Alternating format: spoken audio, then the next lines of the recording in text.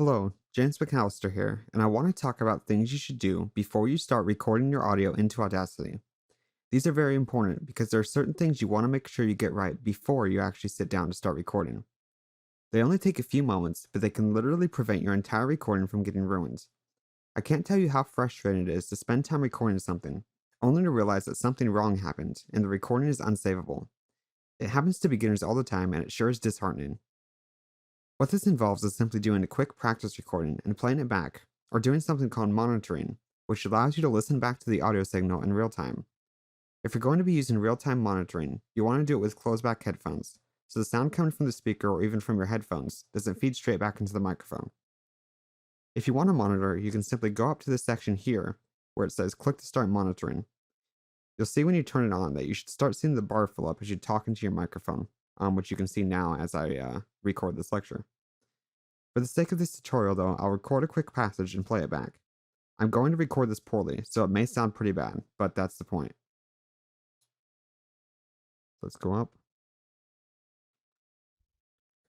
I popped popcorn and it burnt. Wow, this sucks. Let's take a listen. I popped popcorn and it burnt. Wow, this sucks. As you can hear, that sounds terrible. Why is that though? The first reason is because the audio is recorded too loudly. If you look up at the meter here, you can see it's going completely full up to 0. Wow, this sucks. So you can see there's a little line actually that shows where it hit. So it hit all the way to 0. Well, when the audio hits 0, it does something called clipping.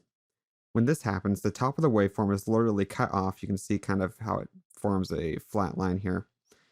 And it leads to this kind of strange distorted sounds. If you're a musician or you've ever played electric guitar with distortion, it's kind of like this effect done on purpose. For the sake of dialogue though, it's something you probably never want, and if you happen to clip your audio when you're recording, it can be pretty much unsavable. So how do we turn the volume down?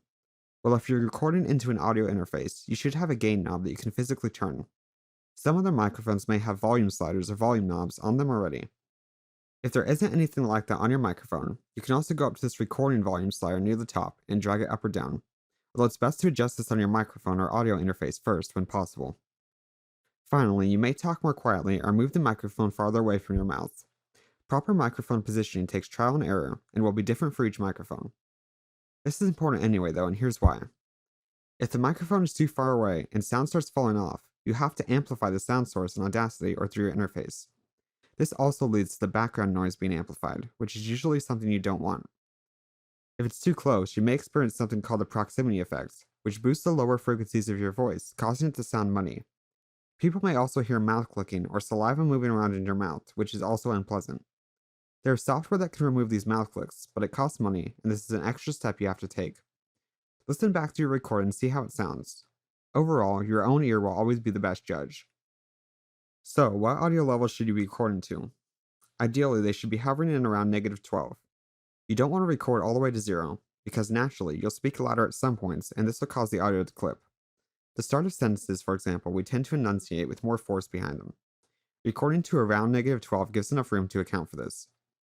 Again, if you record too quietly though, you'll have to amplify it after you're done recording, which will also amplify all the background noise the same amount. So far we've talked about volume, mouth clicks, and a little about microphone positioning. Let's talk about something called plosives.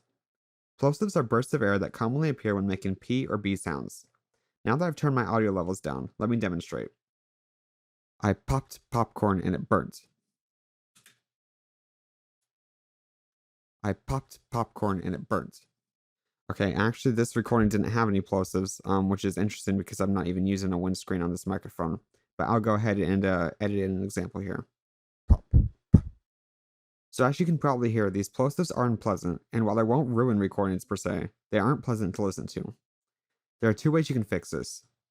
The first is to purchase what's known as the pop filter or windscreen. These will usually fit over or go in front of your microphone, and most do a good job at eliminating plosives. These are usually only a few dollars, and some microphones come with them already. Note that these do change the tone of your recording ever so slightly, but for most people, the trade-off is worth it. The second is to experiment with positioning of your microphone, particularly so it's not pointed directly at your mouth. This is one reason that you sometimes see people holding microphones below or to the side of their mouth. As an added benefit, this also cuts down on breath noise. With all that out of the way, I really must make a case for monitoring your audio as you record. You want to buy a pair of decent closed-back headphones for this. This way, you're only hearing what's coming through your microphone and not anything else in the room around you. I personally use the Sennheiser HG280 headphones. They run for about $100 and are used in a bunch of recording studios around the world. They're considered one of the best values in terms of, mid-range headphones today. Anyway, I'll put a link for those in the description. Still, any headphones you have will help. Certain microphones can pick up a lot of extra noise that you wouldn't even normally hear yourself, so monitoring makes it simple to hear when you need to stop and re-record something. It can be kind of strange at first hearing your voice back to you like that, but it will lead to better recordings, I assure you. Anyway, that's all for this video. As always, if you have any questions, just let me know. Hey, before you go, be sure to grab my audio editing cheat sheet, which I'll link down in the description. For more Audacity tutorials, click this playlist right here. Thanks for watching and see you soon.